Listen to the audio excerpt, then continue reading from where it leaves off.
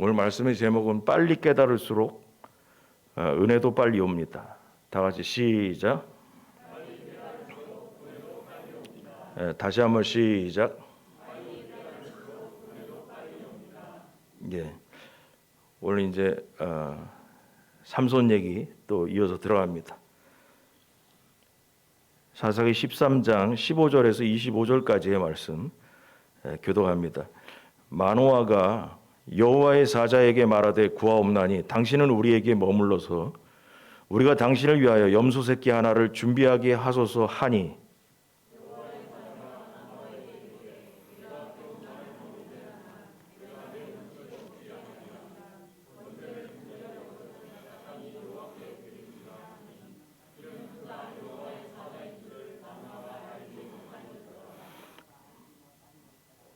마노아가 또 여호와의 사자에게 말하되 당신의 이름이 무엇이니까 당신의 말씀이 이루어질 때에 우리가 당신을 존귀히 여기리이다 하니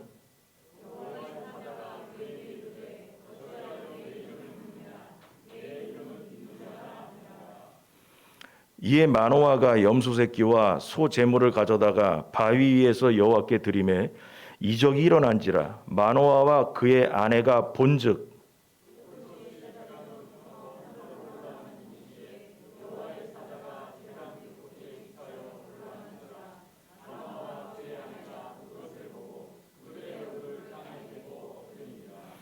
여호와의 사자가 마노아와 그의 아내에게 다시 나타나지 아니하니 마노아가 그제야 그가 여호와의 사자인 줄 알고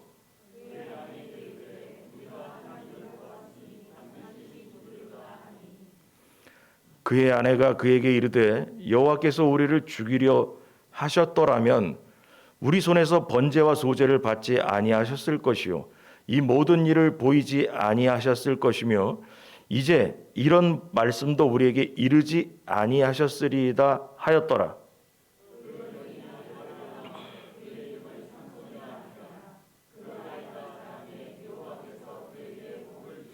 예, 같이 합니다. 소라와 에스다올 사이 마하네단에서 여호와의 영이 그를 움직이기 시작하였더라. 아멘. 지난주에 이어서 이스라엘이 타락을 해서 우상 숭배에 빠지니까 하나님께서 블레셋 민족을 들어서 인생이 힘들게 했죠. 힘들게 했는데 그렇다고 해서 이 사람들이 하나님을 찾았냐? 찾지도 않았어요. 그랬더니 하나님께서 일방적으로 구원의 손길을 뻗친 게 이스라엘의 마노아라는 사람의 가문에 임하셔서 그 아내가 임신을 하지 못하는 여자였는데 여호와의 사자가 영어 성경에는 그냥 엔젤에서 천사라고 이렇게 나옵니다. 천사가 나타나서 네가 임신을 할 거다. 그 아이를 좀 잘 키워라 그러면서 나실인이 될 것이고 대신에 네가 포도주를 마시지 말고 애를 잘 키워라. 이렇게 얘기했다고 지난주 배웠습니다. 그랬다고 하면서 남편에게 얘기를 했어요.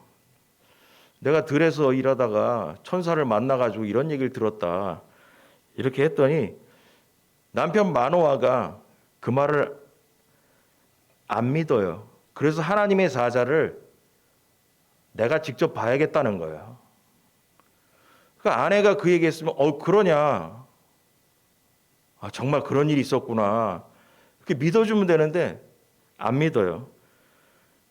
그래서 믿지 않고 다시 기도를 합니다. 정말 하나님의 사람이 와서 말씀했다면 나에게 얘기해달라고 그렇게 얘기를 합니다. 그래서 그 이유는 뭐냐면 왜 그랬을까요? 마노아는 아내의 영적 권위를 인정하지 않는 사람이에요. 한마디로 쉽게 얘기하면 이런 거예요. 네가 뭘 알겠냐? 네가 뭘 알겠냐? 우리에게도 이런 남편들이 있습니다. 아내에게 네가 뭘 알겠냐? 내가 만나보고 내가 들어야 맞지. 네가 뭘 알겠냐? 그런 생각이 들었어요. 그래서 하나님께 다시 보여달라고 합니다. 그런데 하나님의 사자는 이번에도 나타나셨는데 성경을 가만히 보니까 마노아가 기도했으면 마노아에게 나타날 줄 알았는데 아내에게 또 나타나요. 여러분 이게 성경이 오묘한 거예요. 아내에게 나타나서 네가 아이를 임신할 거라 그랬어요. 그래서 남편한테 와서 얘기했어요. 그랬더니 남편이 그 얘기를 듣고 못 믿어요. 그래서 자기가 다시 기도해요. 하나님 다시 나타나 달라고. 그러면 하나님께서 마노아에게 기도한 사람에게 나타나야 이게 상식적으로 말이 되잖아요. 근데 하나님의 사자 천사는 마노아의 아내가 들에서 일하고 있는데 거기에 나타나는 거예요. 남편에게 나타나지 않고요. 그래서 마노아의 아내에게 나타나고 그걸 통해서 뭘 할 수 있냐? 하나님은 마노아라는 남편보다 아내의 영적 권위를 더 인정하고 있다라는 것이에요. 그래서 마노아는 자신의 원하는 대로 여호와의 사자를 직접 만났어요. 그리고 여호와의 사자로부터 아들이 태어날 것과 그 아이를 나신으로 키워야 한다는 것을 다시 직접 듣게 됩니다. 아내가 만난 다음에 남편한테 가서 얘기했더니 남편이 끌고 와가지고 남편이 이제 만나게 된 거예요. 그럼에도 불구하고 마노아는 오늘 이 본문의 중요한 점은 이거예요. 뭐냐면 마노아는 이 모든 일이 이스라엘의 여호와께서 하신 일이라는 것을 처음에 만났을 때도 깨닫지 못했어요. 나중에 가서야 번제물을 드려서 이 염소를 불에 태워서 불이 나와가지고 확 탈 때 천사가 하늘로 올라가는 걸 볼 때 그때서야 하나님이 하신 일이구나라는 걸 나중에 깨달았다고 얘기를 해요. 오늘 본문을 보면. 그래서 결국 뭐냐 하면은 그 전까지는 하나님이 하신 일이라는 생각에 의심이 갔던 거예요. 그래서 결과적으로 뭐냐 하면 마노아는 답답한 사람이에요. 남편이 되게 답답해요. 영적으로 눈이 감겨진 사람이라는 걸 알 수 있습니다. 그래서 마노아의 아내를 하나님께서 먼저 만나주신 것이다라는 거예요. 오늘 본문의 이야기를 보면 마노아는 하나님의 사자 천사를 만나서도 답답했다. 근데 그 아내는 뭔가 생각하는 게 달랐다라는 거예요. 그래서 이걸 통해 가지고 우리가 한번 말씀을 나눠보겠습니다. 1번, 빨리 깨달아야 은혜가 옵니다. 다 같이 시작. 다시 한번 시작.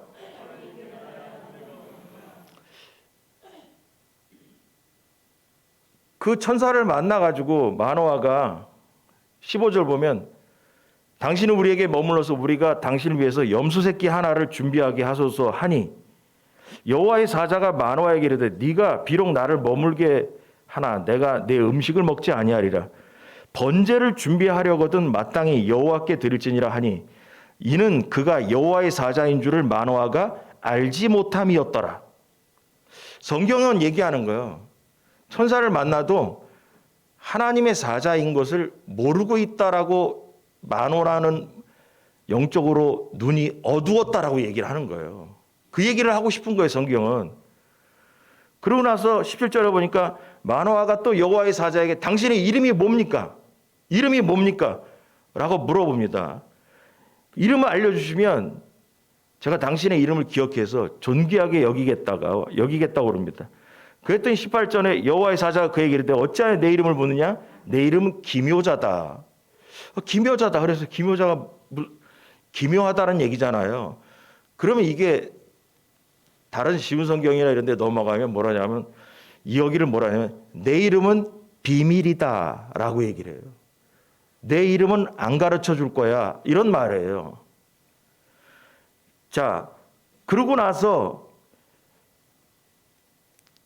마노아가 염소 새끼와 소재물을 가져다 바위 위에 여호와께 드림에 이적이 일어났다.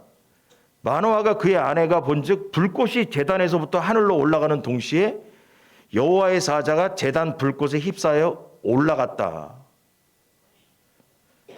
바위 위에다가 재물을 놓고선 났을 때 이적이 일어났는데 불꽃이 제단에부터 올라가면서 천사도 같이 하늘로 올라가 버렸다는 거예요. 마노아와 그의 아내가 그것을 보고 그들의 얼굴을 땅에 대고 엎드리니라. 이때서야 이거 하나님께서 보낸 사람이구나라는 것을 깨달았다라는 거예요. 그래서 결론은 뭐냐? 여기 계속 읽어보면 마노아라는 사람은 답답한 사람이구나. 영적으로 눈이 어두워서 하나님의 사람이 와서 얘기를 해도 하나님의 사람이라 생각을 안 했다라는 거죠. 하나님의 사자라고 한 말을 믿지 않았다고 하는 거예요. 그래서 학자들은, 이 구약성서 학자들은 그렇게 얘기하는 거예요. 뭐냐면 마노아가 이 천사가 와서 얘기를 해도 뭐냐면 나그네 정도로, 지나가는 나그네가 애 못 나는 집에 와가지고 너 저기 애 날 거야 이렇게 한마디 던지는 거, 선지자나 그런 사람이 그냥 지나가면서 얘기하는 거 정도로 이해했을 뿐이다 라고 해석을 합니다. 근데 마노아의 아내는 분명히 남편에게 그랬어요.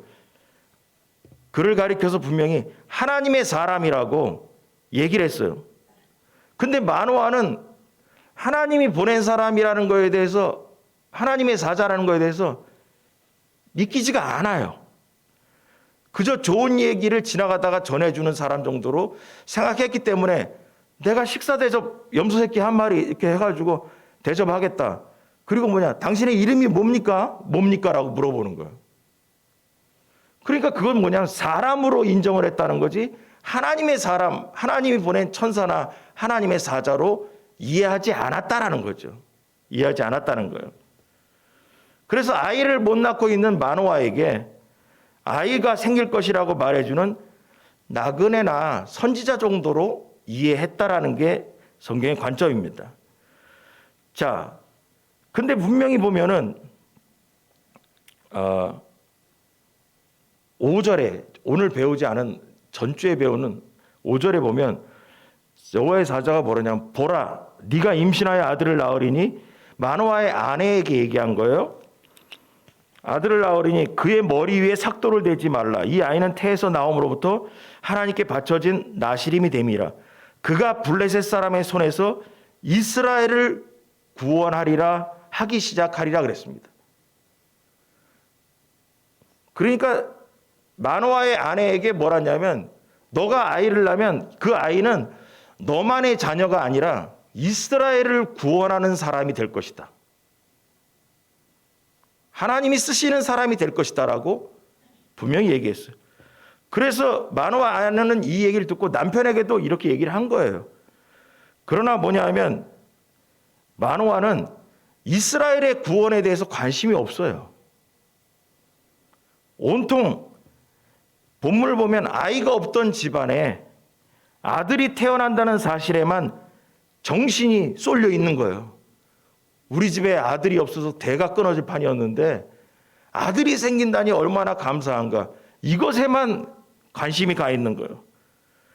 그들은 하나님께서 자기의 아들을 통해서 이스라엘을 구원하실 것이라는 일에는 별로 관심이 없었던 거예요. 그냥 우리 집에, 애 없는 집에 가문을 이룰 수 있는 아들을 주신 것만 감사하다라는 거죠. 자, 이걸 갖고 우리가 적용하면 이렇습니다. 부모는 자녀가 돈을 많이 벌고 나중에 커서 시집장가 잘 가고 좋은 직장 다니면서 이 땅에서 잘 사는 것에 관심을 가져야 되는 게 아니라, 우리의 자녀가 하나님 나라의 어떤 일꾼이 될 것인가에 관심을 더 가져야 됩니다. 여러분, 이게 정답입니다. 근데 대충 만나본 사람들의 이야기들은요, 다 이래요. 우리의 자녀가 앞으로 살아가면서 하나님을 위하여서 무엇을 위해 살 것인가에 별로 관심이 없고, 돈 많이 주는 직장 다니면서 자식들 잘 낳고 손자 손녀들 좋은 대학 가고 회사 잘 가고 그렇게 살면 되지 뭐. 여러분, 그러라고 하나님께서 이 땅에 우리를 보내지 않으셨어요. 그럼 예수 믿지 않는 집이랑 무슨 차이가 있어요? 오늘 이 본문에 이거예요. 마노아는 자식이 없던 집에 아들이 하나 생긴다는 거 외에는 관심이 없어요. 그러나 하나님께서 이 집에 아들을 주신 이유가 뭐예요? 이스라엘을 구원하리라라는 거예요. 그럼 마노아나 마노아의 아내는 어디에다가 관심을 둬야 되냐? 앞으로 우리 집에 태어날 아기는 이스라엘을 구원할 하나님의 일꾼이라는 것이 이들의 관심사가 돼야 되는 거예요. 여러분 생각해 보세요. 여러분의 자녀가 하나님 나라를 위해서 어떻게 성장해서 어떠한 일을 하다가 이 땅을 떠나기를 원합니까? 그걸 여러분을 위해서 기도합니까, 여러분? 여러분, 이게 중요한 거예요. 중요한 거예요.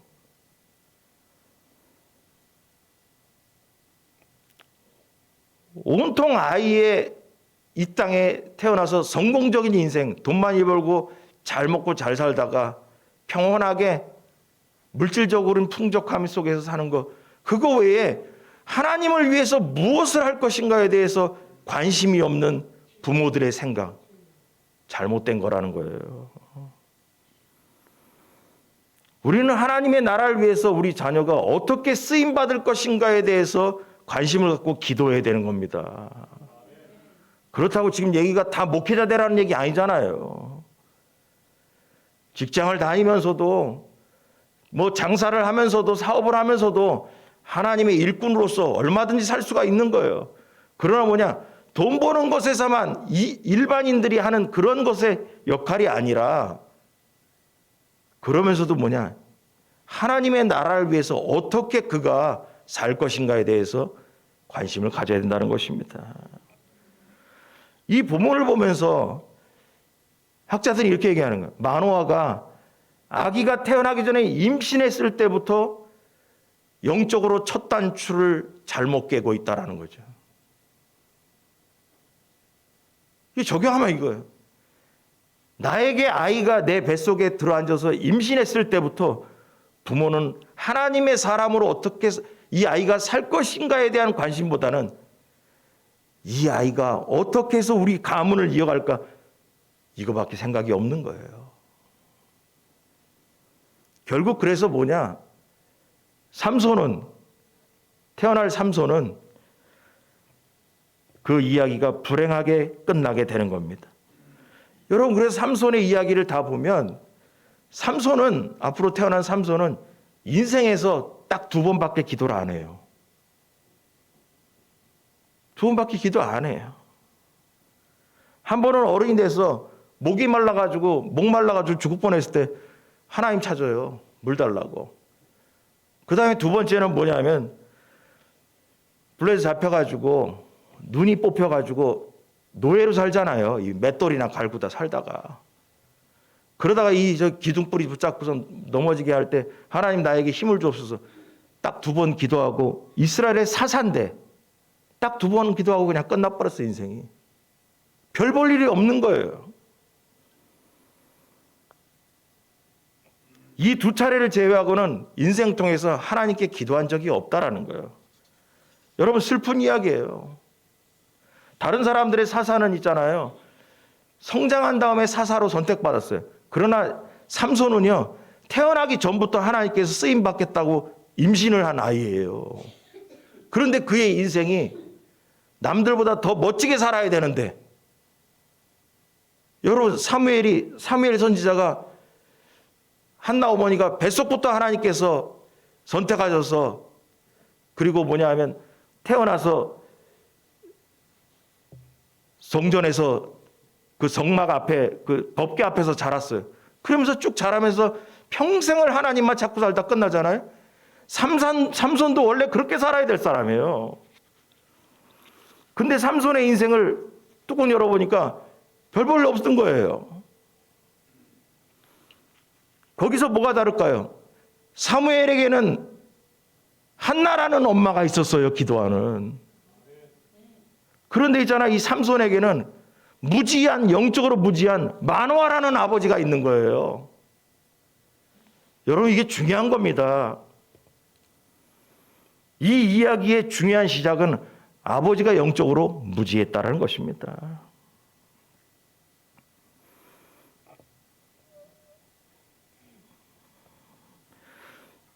마노아의 이 식사 제안을 거절한 여호와의 사자가 먼저 하나님께 번제를 드리라고 말한 것은, 다시 말해서 뭐냐면, 내가 선생님 위해서 식사 한번 대접하겠다고 그랬더니 내가 먹지도 않는다. 근데 먼저 해야 될 게 뭐냐? 여호와께 번제나 드려라 그래요. 이게 무슨 말일까? 이것은 하나의 상징적 의미인데 마노아의 가정과 이스라엘 전체의 영적인 타락 현상, 상태를 알려주는 거예요. 여호와의 사자를 대접하는 것이 먼저가 아니라 하나님과의 관계를 먼저 회복하라고 말씀하시는 거예요.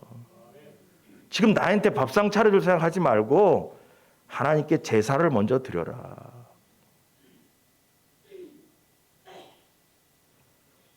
여러분, 죄로 인해서 하나님과의 관계가 막혀버린 상태를 회복하고 하나님과 교제가 그 다음에 시작되는 겁니다. 관계를 뚫고 나서 하나님과 교제를 시작하는 거예요. 오늘날의 성도들도 마찬가지예요. 예수 그리스도를 자신의 구세주로 믿고 제사함을 받아서 하나님의 자녀가 된 후에야 하나님과 진정으로 교제가 시작되는 거예요. 하나님과 우리 사이는 죄 때문에 담벼락이 생겼어요. 아담과 하와도 죄 때문에 에덴 동산에서 쫓겨나서 에덴 동산이 문이 닫혀버렸어요. 에덴 동산에 들어가지를 못하는 거예요. 담이 생긴 거예요. 하나님과 우리 사이도 죄의 문제에 이 담을 허물지 아니하면 교제를 이루어질 수가 없어. 교제가. 마노아는 어쩌면 그는 아이가 태어날 것이라는 말을 온전히 믿지 못했을지도 모릅니다.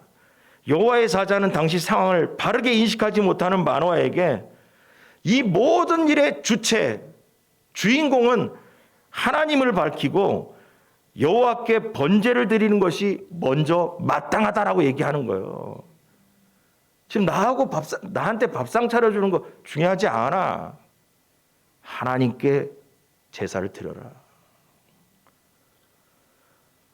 그럼에도 불구하고 그 얘기를 듣고 나서도 밀어내가지고 곧 이어서 선생님 이름이 뭡니까? 이름이라도 알려주시면 제가 평생 그 이름을 기억하면서 살겠다라고. 그러니까 답답한 거예요. 당신이 말한 것처럼 아이가 태어난다면 당신의 이름을 기억하고 존경하겠다, 존귀히 여기겠다라고 얘기했습니다. 마노아는 이 모든 일이 반드시 일어날 것이라는 믿음도 없었고 자기에게 말하고 있는 그 대상이 여호와의 사자라는 인식도 믿음도 없었던 겁니다. 여호와의 사자는 이러한 마노아에게 자신을 기묘자다, 내 이름은 비밀이야 라고 얘기했다는 거죠. 천사가 천사 나름대로 이름이 있었겠죠. 가브리엘이나 미가엘이나 뭐런 이름이 있었을 거예요. 그렇죠. 내 이름이 너한테 알려주는 거 중요하지 않아. 여호와를 기억하라는 거죠. 그래서 하나님이 장차 행하실 구원의 역사를 암시한 거예요. 그래서 마노아는 그제야 여호와의 사자가 말한 대로 제물을 여호와께 번제물을 드리게 됐는데, 그러자 여호와의 사자가 제단의 불꽃에 휩싸여서 하늘로 올라가는 이적을 보게 되었다라는 거죠. 이 놀라운 광경을 본 마노아와 그의 아내가 땅에 엎드렸습니다. 자, 이걸 보면서 마노아의 이 어리석은 모습은 그 시대가 하나님의 말씀을 듣지 못하고 하나님의 임재하심을 깨닫지도 못하는 시대였음을 보여주는 겁니다. 우리도 마찬가지예요. 하나님의 인도하심을 자주 깨달아야 되는데 이스라엘 백성처럼 하나님을 떠나버리면 하나님이 사자가 와서 말씀을 해도 이게 하나님 말씀인지 이게 그냥 나그네가 와서 하는 말인지 감동이 없는 거예요. 여러분, 우리도 마찬가지예요. 설교 말씀을 통해서도 들으면서도 이게 하나님 말씀인지 이게 그냥 담임 목사가 그냥 떠드는 얘기인지. 이 차이를 못 느낄 때 마노아의 남편처럼 영적으로 무딘 인생을 살게 되는 겁니다. 하나님의 선택하신 아이를 잉태하고 양육해야 할 부모가 영적으로 무지했다라는 것을 이 본문이 가장 크게 얘기하고 있는 거예요. 그래서 삼손이 불행한 삶을 살다가 죽었는지도 몰라요. 사사가 종이 돼가지고 두 눈이 뽑혀가지고 맷돌이나 돌리고 앉았다가 그 소가 돌리는 그 맷돌을 이 청년 삼손이 그거 밀다가 인생 끝나고 말았어요. 하나님 입장에서 보면 너무 마음 아픈 일일 거예요. 저 삼손 저거 키워가지고 이스라엘을 구원할 인물로 키우려고 했는데 근데 저 인생이 하나님도 찾지 않는 인생이 됐다가 끝나버렸어요. 근데 쭉 찾아보니까 결론은 뭐냐? 사무엘의 한나라는 어머니와 이 마노아라는 아버지의 무지함이 비교될 수밖에 없는 거예요. 그래서 부모가 제대로 기도해 주지 않았던 거 아닐까? 부모가 어려서부터 신앙교육을 제대로 하지 않았던 것이 아닐까라는 생각이 더 가까이 생각이 드는 거예요. 여러분 적용합니다. 하나님께서 여러분의 자녀를 사용하기를 원하신다면 마노아처럼 영적으로 답답한 성도가 되지 말기 바랍니다. 답답한 부모가 되면 안 됩니다. 영적으로 한나처럼 깨어 있어서 자녀를 신앙적으로 잘 키울 수 있는 부모가 되기를 바랍니다. 자녀가 커서 자기가 알아서 하겠지가 아니라 필요할 때마다 영적으로 올바른 길로 인도할 수 있는 조언자가 되어야 된다라는 거예요. 여러분 마노아는 답답한 사람이에요. 자녀들이 커서도 있잖아요. 중요한 일이 생겼을 때 고향에 있는 부모님이 떠오르고 기도 열심히 하는 어머니가 생각나고 분별력 있는 아버지가 생각나야 전화라도 해서 아버지, 엄마 이런 일이 있는데 기도해 주세요. 그리고 엄마나 아버지 생각이 이때 어떻게 했으면 좋겠어요? 이런 사람이 돼야 되지 않겠습니까? 이런저런 있을 때 여러분의 자녀나 아들과 딸이 먼저 탁 떠오르는 게 집에 있는 우리 엄마 아버지한테 물어보면 뭔가 답이 나올 거다라는 생각이 들게 키워놨습니까? 니들이 알아서 해라. 그렇게 살아서는 안 돼요.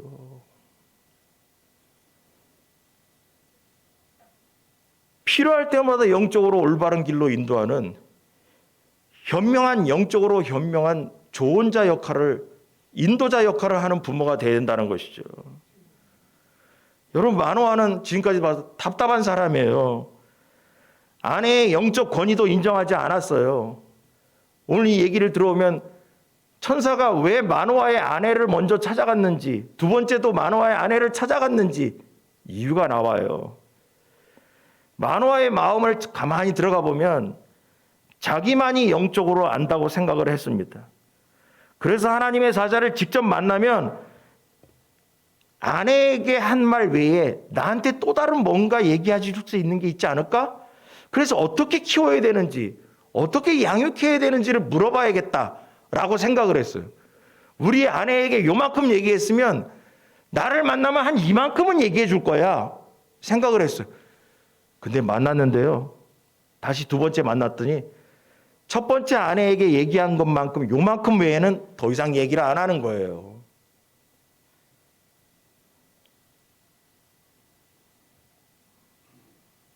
그래서 하나님도 생각이 있지. 왜 마노아를 먼저 만나지 않고 마노아의 아내를 두 번 만나냐를 이해가 온 거예요. 그 뒤에 계속 나오지만 이것은 하나님께서 마노아의 아내의 영적 권위를 인정한 것이다 라는 것입니다. 여러분, 우리에게 적용하면 이런 거예요. 집안에서 하나님의 말씀과 영적인 민감성에 있어서 인정할 분이 있다면 겸손하게 인정하기 바랍니다. 내가 인정하는 게 아니라 하나님께서 인정하시는 통로라는 것을 마노아는 알아야 되는 거예요. 여러분의 가정도 마찬가지인 거예요. 나보다는 우리 아내가 영적으로 더 민감 있고 분별력이 있다. 그러면 이런저런 생각이 있을 때, 일이 있을 때 물어보는 거예요. 당신은 어떻게 생각하나?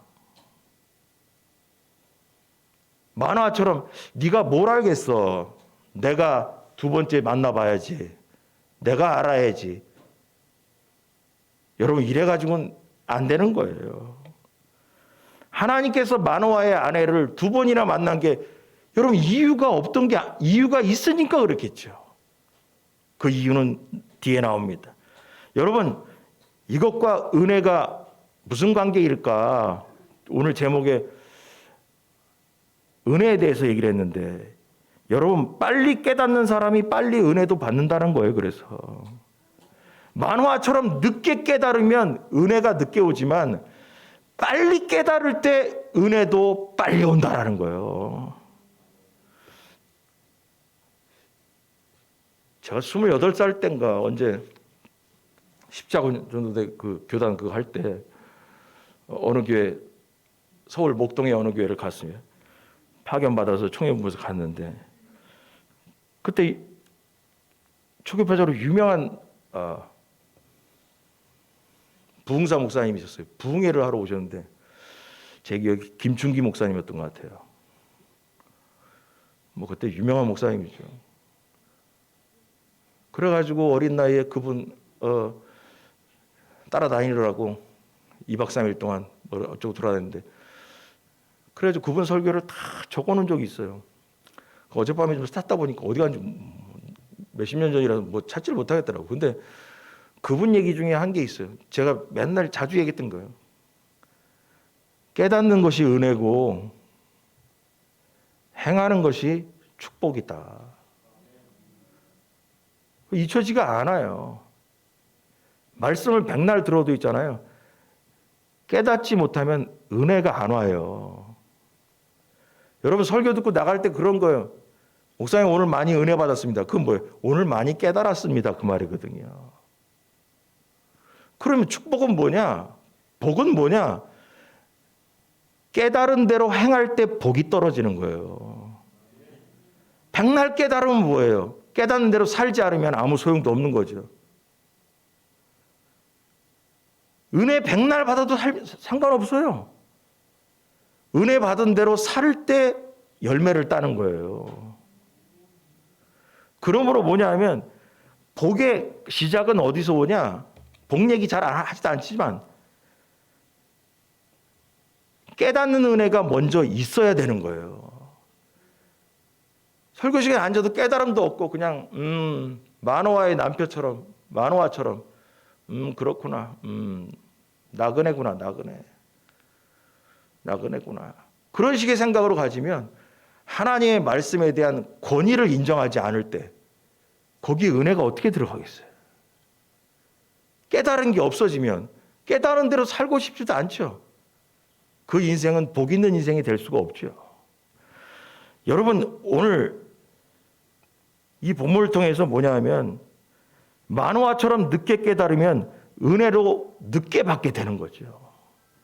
처음에 마노아의 아내로부터 여호와의 사자를 만났다는 말을 들었을 때부터 하나님의 일하심을 깨달았더라면 은혜를 더 빨리 깨달았을 것입니다.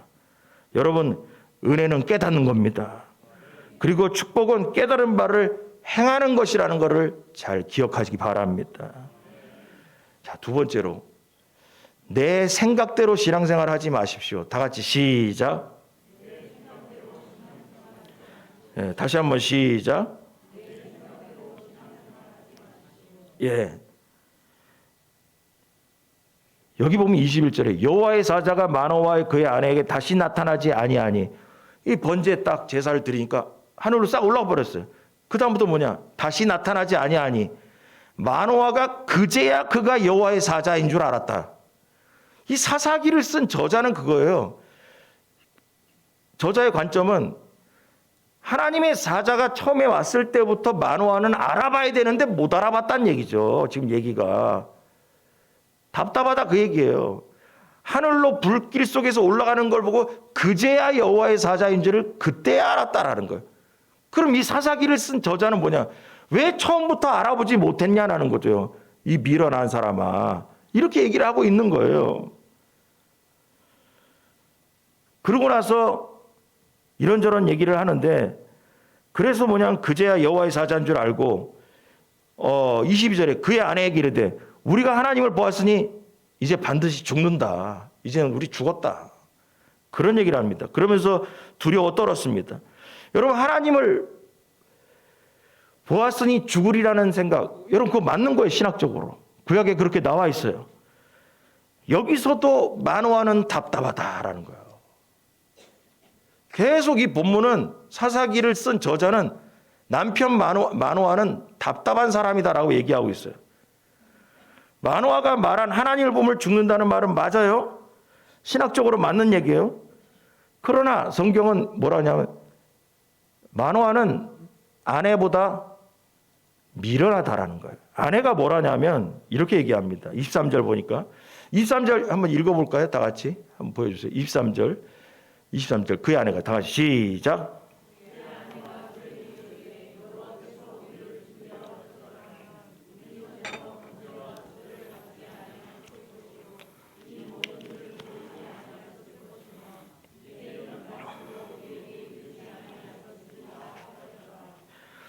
한마디로 무슨 얘기냐면 마노아의 아내가 이러는 거예요. 하나님께서 마노아의 부부를 죽이려고 하셨다면 뭐하러 들에 있을 때 나타나가지고 애를 낳는다는 등 이스라엘을 구원한다는 등 그 얘기를 뭐하러 와서 했겠으며, 뭐하러 또 하나님께서 불 속에서 천사가 하늘로 올라가는 거 우리에게 뭐하러 보여줬겠냐. 죽이려면 그냥 죽여버리지. 뭐하러 하나님께서 무슨 쇼를 하냐? 와가지고 우리를 두 번이나 만나기도 하고 제사 드려라 가르쳐주고 네 뱃속에 애를 잉태하리니 이스라엘 구원하리라, 그런 얘기를 뭐하러 했겠냐 하나님께서. 마노아의 아내가 얼마나 현명한지 몰라요.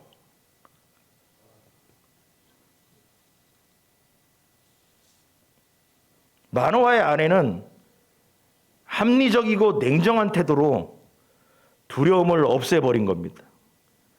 성경학자들은 이 부분을 이렇게 얘기해요. 삼손의 이야기 중에 영웅 중에 영웅은 누구냐? 마노아의 아내다라는 거예요. 그런데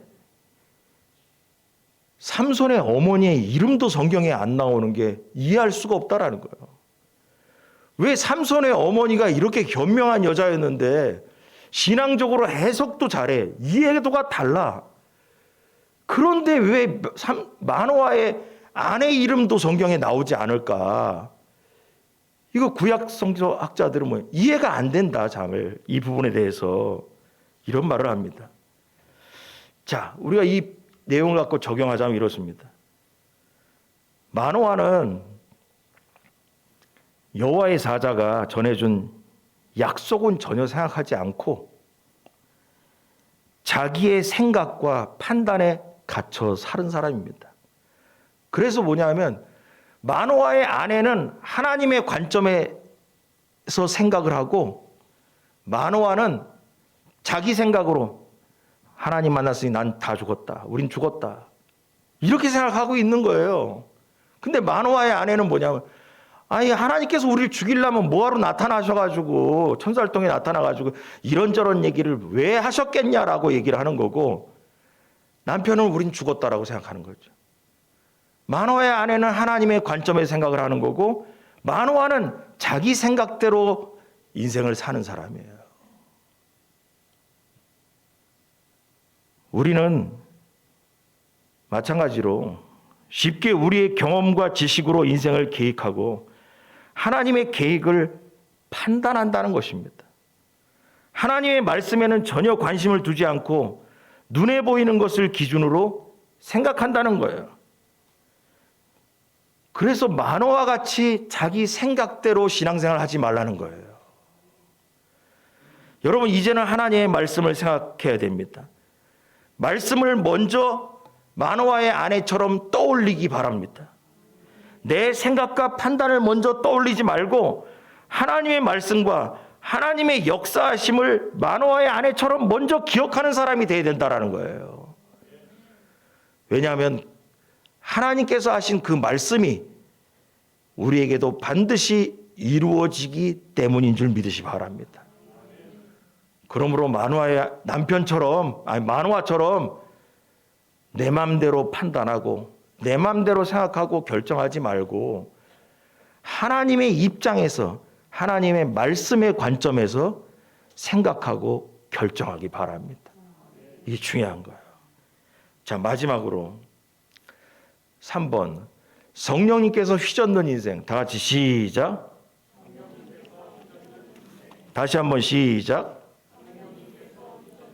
예, 24절과 25절 읽어볼까요? 다 같이 시작.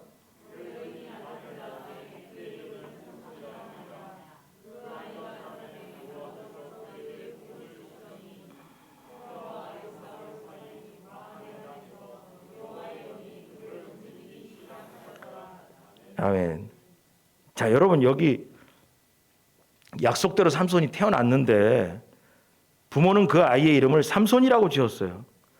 삼손이란 뜻이 뭔가 했더니 작은 태양이라는 거예요. 작은 태양. 작은 태양이라, 작은 해라는 뜻이에요. 그래서 이 부분을 갖고 작은 태양이라는 게 이름이 은혜스럽지 않다라는 거예요. 학자들 얘기가. 왜 그러냐? 삼손이 살고 있는 그 지역에, 그 가나안 땅에 태양신을 섬기는 문화가 있었기 때문에 태양이라는 이름을 갖다 붙인 것은 이방의 그 우상신화의 이름을 갖다 붙인 거지, 이거는 하나님의 쪽에서 나오는 이름의 색깔이 아니라는 거예요. 이렇게 구약의 주석학자들은 해석을 하고 있습니다. 이방 종교가 반영된 이름이다. 이름부터가 은혜스럽지 않다. 이렇게 얘기하죠. 자, 그런데 그래서 그건 이제 참고사항으로 제가 얘기한 거고, 여기서 중요한 건 뭐냐면 소라와 에스타올 사이 마하네단에서 살 때부터 여호와의 영이 그를 움직였다라고 나옵니다. 영이 움직였다고 해가지고 제가 책을 막 찾아봤어요. 그래서 움직였다라는 얘기를 원어의 뜻은 뭔가 찾아보니까 이 구약에 움직였다라는 원어의 뜻이 뭐냐? 휘젓다라는 거예요. 휘저었다라는 얘기라는 거예요. 그래서 휘젓는 인생이라고 제가 붙인 거예요. 휘저었다라는 거예요. 삼손의 인생을 여호와의 영, 성령님이죠. 성령님이 그 인생을 휘젓기 시작했다라는 거예요. 그게 원어의 뜻이 휘젓다. 그런데 여러분 무슨 생각이냐면, 성령께서 임재하셔가지고 삼손의 인생을 휘젓기 시작했는데 삼손의 인생은 사사로서 실패한 인생이 돼버렸어요. 이게 얼마나 안타까운 일이에요.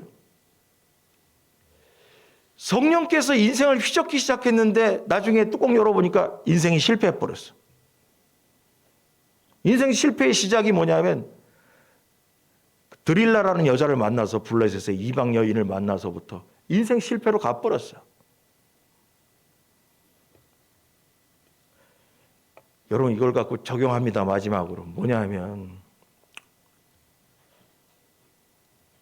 목회하면서 가장 큰 문제가 뭐냐면 이런 거예요. 어려서부터 맨날 들었던 게 이거예요. 하나님의 말씀은 살아 운동력이 있어서 우리 골수를 쪼개고, 그 생각하면 그 말이에요. 그냥 우리의 머리도 쪼갠다는 거예요. 우리의 생각도 쪼개고 뭐 어쩌고저쩌고 할 수 있죠. 말씀만 들어가면 사람이 변화시킨다. 근데 여러분, 수십 년 말씀 들어도 안 바뀌어, 사람. 안 바뀌어. 그게 목회자의 모든 고민이. 아니, 수십 년 설교 들어도 왜 안 바뀔까? 안 바뀌어. 그래서 깨달은 게 뭐냐? 말씀과 성령이 같이 들어가야 된다. 성령이 역사해야 된다. 아, 그렇다. 여러분, 근데 이 본문을 보면서 깨달았어요. 성령님이 나의 인생을 휘저어도 내가 성령님의 인도대로 살지 않으면 인생 실패하는 거예요. 성령님이 아무리 내 인생을 내 머리 잡고 흔들고 휘젓고 간다 할지라도 안 끌려가면 끝나는 거예요. 성령님이 끌고 가는 대로 내 인생이 끌려가면 되는데 끌라고 했더니 아니 나 안 갈래요. 나 안 끌려가요. 나는 나대로 살래요. 거기서 삼손의 인생이 끝나버린 거예요. 제가 이 설교 준비하다 그걸 깨달았어요. 아, 말씀과 성령님이 같이 역사하면 인생이 바뀌고 사람이 변화될 수 있다고 하는데 오늘 여기 보니까 여호와의 영이 인생을 휘저었다라는 거예요. 그 인생을. 근데 휘저었는데 성령이 이끄는 대로 안 살았어요.